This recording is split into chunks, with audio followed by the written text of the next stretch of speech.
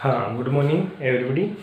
जैसा कि कल अपन ने बहुलक के बारे में पढ़ा था। बहुलक मतलब अपन ने पॉलीमर के बारे में थोड़ा सा डिस्कस किया था, मतलब उसका इंट्रोडक्शन पार्ट अपन ने उसका डिस्कस किया था। आज अपन उसको थोड़ा डीपली पढ़ने की कोशिश करते हैं, ठीक है। अब देखो, बहुलक बहुलक मतलब पॉलीमर, ठीक है।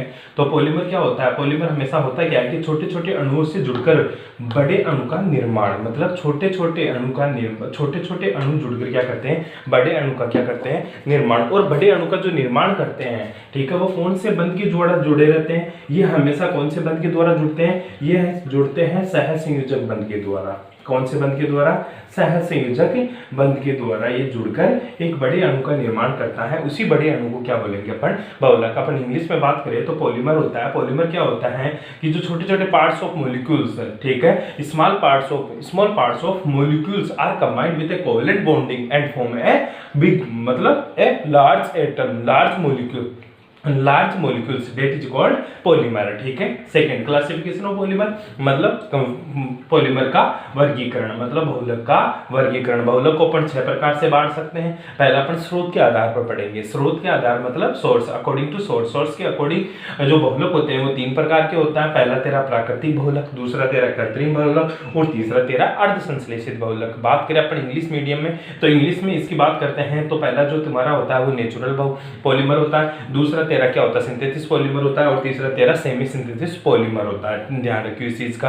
आगे देखियो, जो प्राकृतिक बहुलक होता है ये अपन को पेड़ पौधों और जीव जंतुओं से मिलता है। जो कृत्रिम बहुलक होता है ये अपन को मानव द्वारा निर्मित होता है, मतलब अपन खुद बनाते हैं इसको, ठीक है। ये अपन को ना तो नेचर से मिलता है, केवल अपन इसको केमिकल्स वगैरह का यूज करवा के अपन खुद इसका फॉर्म करते हैं। और लास्ट में जो अर्ध संश्लेषित बहुलक मतलब अपना जो सेमी सिंथेसिस पॉलीमर होता है ये अपन को प्रकृति से तो प्राप्त होता है, मतलब इसका जन्मदाता तो कौन है? प्रकृति, मतलब नेचर से तो अपन को प्राप्त होता है, लेकिन इसका काम में लेने योग्य कौन बनाता है? इसको मानव बनाता है। फॉर एग्जांपल अपन प्राकृतिक बहुलक की बात करें तो प्राकृतिक बहुलक में अपना जैसे स्टार्च हुआ, अपना सेलुलोज हुआ, प्रोटीन हुआ, न्यूक्लिक एसिड हुआ। जो स्टार्च होता है, सेलुलोज होता है, ये सारे के सारे अपन को पेड़ पौधों से प्राप्त होते हैं, और प्रोटीन, न्यूक्लिक एसिड जो कि अपने जीव जंतुओं से प्राप्त होते हैं। इसी प्रकार जो कृत्रिम बहुलक होता है जिसको मानव बनाता है, जैसे पॉलीथीन अपन जो यूज करते हैं डेली लाइफ में, पॉलीथीन, ये पॉलीथीन बनती किससे है? एथेन के पॉलीमराइजेशन से पॉलीथीन का फॉर्म होता है, पॉलीथीन बनती है। दूसरा पीवीसी, पॉलीवाइनिल क्लोराइड, मतलब वाइनिल क्लोराइड के पॉलीमराइजेशन से पॉलीवाइनिल क्लोराइड का फॉर्मेशन होता है। इसी तरह नायलॉन 66 बनाते हैं, नायलॉन 6 बनाते हैं, नायलॉन के दोनों पार्ट्स बनाते हैं, बेकेलाइट्स का फॉर्म करते हैं। सारे के सारे अपने क्या होते हैं?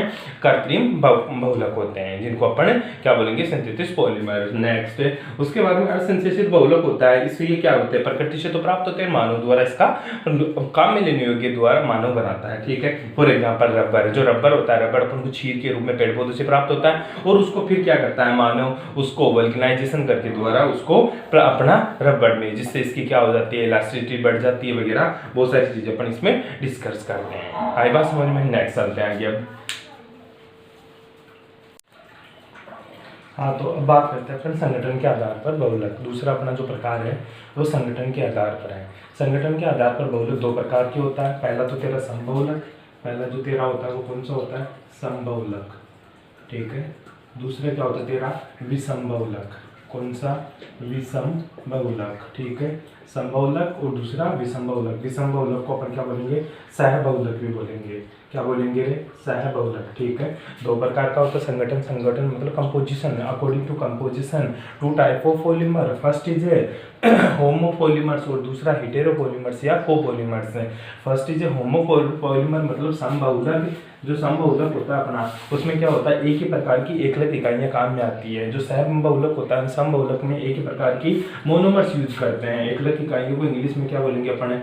मोनोमर। क्या बोलेंगे? मोनोमर्स। तो एक ही प्रकार की मोनोमर्स यूज करते हैं। फॉर एग्जांपल अपन बात करें जैसे पीवीसी, पॉलीवाइनिल क्लोराइड है। जैसे वाइनिल क्लोराइड, जो वाइनिल क्लोराइड होता है इसके पॉलीमराइजेशन से अपन को क्या मिलता है? पॉलीवाइनिल क्लोराइड। अब देखो इसमें क्या बात है, इसको समबहुलक क्यों बोला है? क्योंकि सर इसमें जो मोनोमर्स होती है ना वो केवल एक ही प्रकार की है, वाइनिल क्लोराइड। इसी प्रकार अपन एथीन का पॉलीमराइजेशन करते हैं तो पॉलीथीन प्राप्त होता है। तो यहाँ पे भी एथीन अपनी क्या है? एक ही प्रकार की पॉलीमर है, एक ही प्रकार का मोनोमर्स है, और एक ही प्रकार के मोनोमर्स से अपन को पॉलीथीन की प्राप्ति होती है। आई बात समझ में? ये संगठन के आधार पर अपने 2 प्रकार के बहुलक होता है, ठीक है। उसके बाद में अपन बात करते हैं हाँ संगठन के आधार पर जो दूसरा प्रकार का बहुलक होता है वो अपना कौन सा होता है, विषम बहुलक या सह बहुलक। विषम बहुलक मतलब हेटेरोपॉलीमर या फिर इसको कोपॉलीमर भी बोलते हैं। ठीक है, कौन सा बोलेंगे, हेटेरोपॉलीमर। ठीक है, हेटेरो या कोपॉलीमर, ध्यान रखिए। इंग्लिश में इसको हेटेरो या कोपॉलीमर बोलते हैं। इसमें क्या होता है, हेटेरो मतलब अलग अलग, ठीक है, मतलब एक से अधिक प्रकार की एकल इकाइयों का उपयोग करेंगे। फॉर एग्जांपल अपन बात करें तो जैसे संश्लेषित रबर, जिसको अपन सिंथेटिक रबर बोलते हैं। जो सिंथेटिक रबर होता है अपना, वो किससे प्राप्त होता है, सिंथेटिक रबर अपन को प्राप्त होता है ब्यूटा 1,3-डाइईन से और स्टाइलिन के पॉलीमराइजेशन से। किसके द्वारा, ब्यूटा 1,3-डाइईन के और स्टाइलिन के पॉलीमराइजेशन द्वारा। ठीक है, ध्यान रखना। ब्यूटा 1,3-डाइईन और स्टाइलिन के पॉलीमराइजेशन से अपन को क्या मिलता है, सिंथेटिक रबर। ठीक है, तो ये अपना विषम बहुलक या सह बहुलक है। ठीक है, उसके बाद में अपन जो बात करेंगे वो तीसरे प्रकार के बहुलक की बात करते हैं। हाँ, तीसरे प्रकार के बहुलक में अपना है संरचना के आधार पर बहुलक। जो संरचना के आधार पर अपना जो बहुलक है वो भी 3 प्रकार के होता है, मतलब according to structure 3 type of polymers. रेखीय बहुलक मतलब लीनियर पॉलीमर, साकित बहुलक मतलब अपना ब्रांच पॉलीमर, और क्रॉस लिंकेज पॉलीमर मतलब क्रॉस बंध बहुलक है। अब बात आती है सर तीनों में क्या अंतर होता है। देखो, इसमें जो बहुलक श्रृंखलाएं होती है, जो बहुलक चेन मतलब पॉलीमर चेन्स होती है ना, इसकी जो सारी की सारी पॉलीमर चेन होती है वो बिल्कुल एक रेखा हो, मतलब एक लीनियर शेप में होगी।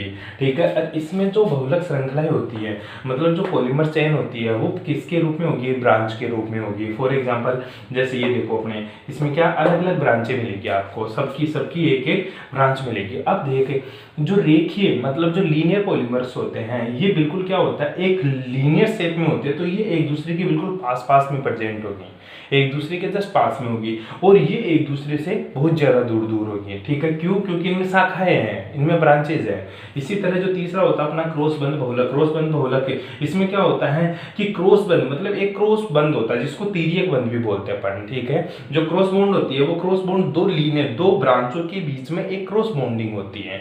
ठीक है, इसलिए इनकी प्रकृति क्या होती है, ये कठोर होते हैं, भंगुर होते हैं। कठोर मतलब इनकी ये ज्यादातर स्ट्रॉन्ग होते हैं। ठीक है, कठोर, भंगुर और दुर्गलनीय होते हैं। फॉर एग्जांपल जैसे तेरा बेकेलाइट और मेलामीन। और इनमें क्या होता है, इनमें क्रिस्टलीयता पाई जाती है, मतलब इसमें क्रिस्टलाइजेशन का प्रॉपर्टीज पाई जाती है। इसी तरह इनकी बात करें तो इसमें भी क्रिस्टलीयता पाई जाती है। क्यों, क्योंकि इनमें क्या होता है कि एक दूसरे के पास पास में मिलकर जो लाइनें एक दूसरे के पास पास में होती है ना, उनकी वजह से इसमें क्रिस्टलीयता आ जाती है। बट इनमें कोई क्रिस्टलीयता प्रेजेंट नहीं होती। क्यों, क्योंकि इनके क्रॉस बंध पाए जाने, इनमें शाखाएं पाए जाने के कारण एक दूसरे से जुड़ नहीं पाते हैं, इसलिए इसमें क्रॉस बंध क्रिस्टलीयता अनुपस्थित होती है। इसकी बात करें तो इसका मेल्टिंग पॉइंट, तनन सामर्थ्य और घनत्व, मतलब इसका मेल्टिंग पॉइंट, डेंसिटी और इसकी इलास्टिसिटी बहुत ज्यादा होती है। क्यों, क्योंकि सर ये लीनियर होते हैं।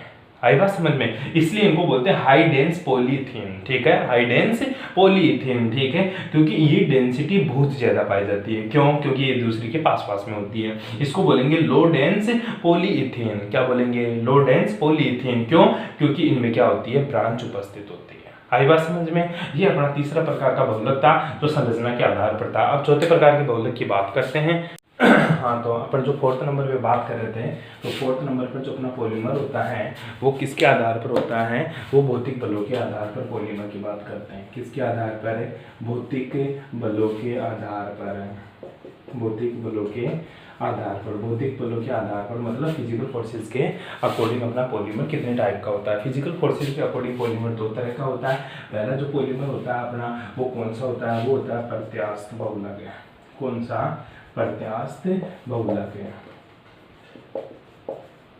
और जो दूसरा अपना जो बहुलक होता है वो कौन सा होता है, पहला प्रत्यास्थ बहुलक, और जो दूसरा बहुलक होता है वो तेरा होता है रेशेदार बहुलक है। ठीक है, रेशेदार बहुलक। जो प्रत्यास्थ बहुलक होता है इसको इलास्टिक पॉलीमर बोलते हैं, जो रेशेदार बहुलक होता है इसको फाइबर्स पॉलीमर्स बोलते हैं। ठीक है, अब बात करते हैं जो प्रत्यास्थ बहुलक होते हैं, इनमें क्या होता है, इनमें वेग है। ठीक है, वेग वान डेर वाल्स फोर्सेज उपस्थित होते हैं। इनमें वेग van der Waals forces present होती है, और इनमें क्या होता है, इनमें स्ट्रॉन्ग हाइड्रोजन बॉन्डिंग प्रेजेंट होती है। ठीक है, ध्यान रखियो। इसमें वीक वान der Waals मतलब दुर्बल वान der Waals पाए जाते हैं, और इसमें स्ट्रॉन्ग मतलब मजबूत हाइड्रोजन बॉन्डिंग पाई जाती है, प्रबल हाइड्रोजन बॉन्डिंग पाई जाती है, जिसकी वजह से ये जो प्रत्यास्थ बहुलक होते हैं इनको जब अपन खींचेंगे तो वापस से इनको जब खींचोगे, इधर दोनों तरफ फोर्सेस लगाओगे तो इनकी लंबाई लेंथ बढ़ जाएगी, लेकिन जब आप इसको छोड़ोगे तो ये वापस अपनी एक्चुअल पोजीशन में आ जाएगा, इसलिए इसको प्रत्यास्थ बहुलक बोलते हैं। लेकिन इनका तनन सामर्थ्य अधिक होने के कारण इनको खींचने पर ये ब्रेक हो जाते हैं, क्योंकि रेशेदार बहुलक होता है, जब इनको खींचते हैं तो इनमें वीक वान der Waals फोर्सेस प्रेजेंट होती है, जिसके कारण वापस से अपनी एक्चुअल पोजीशन में आ जाती है। जबकि इनमें स्ट्रॉन्ग बॉन्डिंग होती है, स्ट्रॉन्ग बॉन्डिंग को अगर आप खींचोगे तो वो टूट जाएगा, क्यों? क्योंकि इनका तनन सामर्थ्य अधिक होता है। बात आती है ये मेरे रेशेदार बहुलक होते हैं और ये मेरे प्रत्यास्थ बहुलक होते हैं। प्रत्यास्थ बहुलक का सबसे बेस्ट एग्जांपल अपन बात करते हैं रबर की।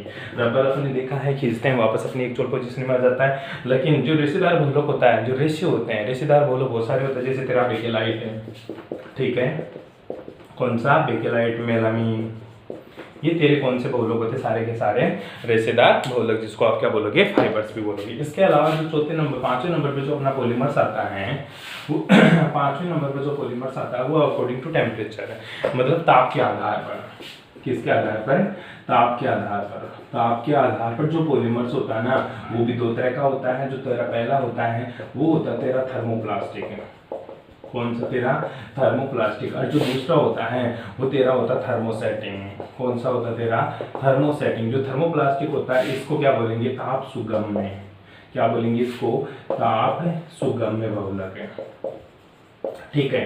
और जो थर्मोसेटिंग होता है इसको क्या बोलेंगे? ताप सुदृढ़ बहुलक है, ठीक है, ताप सुदृढ़ बहुलक। अब बात दोनों के नाम से ही पता चल रहा है, ये ताप सुगम्य है, ये ताप सुदृढ़ है, मतलब इसको ताप देने पर ये बिल्कुल नरम हो जाता है, लेकिन ये कठोर हो जाता है। क्यों हो जाता है नरम?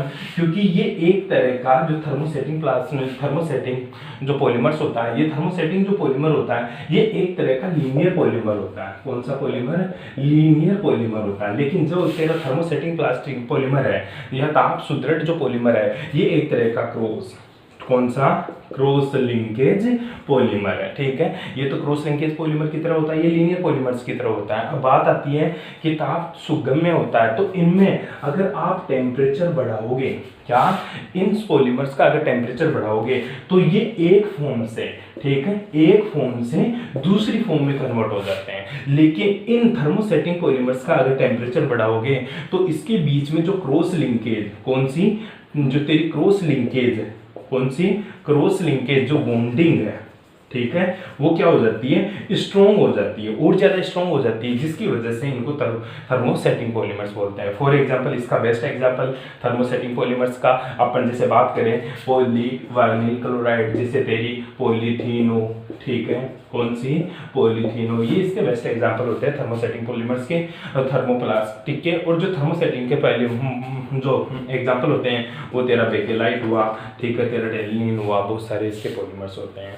उसके बाद में जो छठा नंबर का अपना पॉलीमर आता है, वो छठा नंबर मतलब जो छठा टाइप का पॉलीमर्स है, 6 नंबर पे अपना जो आता है ना, वो आता है बॉन्डिंग के अकॉर्डिंग। किसके अकॉर्डिंग? बॉन्डिंग के अकॉर्डिंग। मतलब अपन बात करेंगे संश्लेषण के आधार पर। किसके आधार पर? संश्लेषण के आधार पर। संश्लेषण के आधार पर। कल भी मैंने बताया था कि संश्लेषण के आधार पर जो पॉलीमर्स होता है वो भी दो तरह का होता है। जो पहला जो पॉलीमर होता है वो एडिशनल पॉलीमर होता है,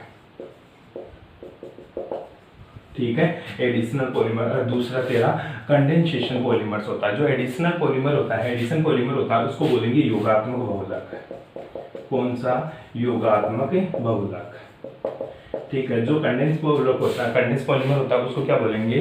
संघनन बहुलक,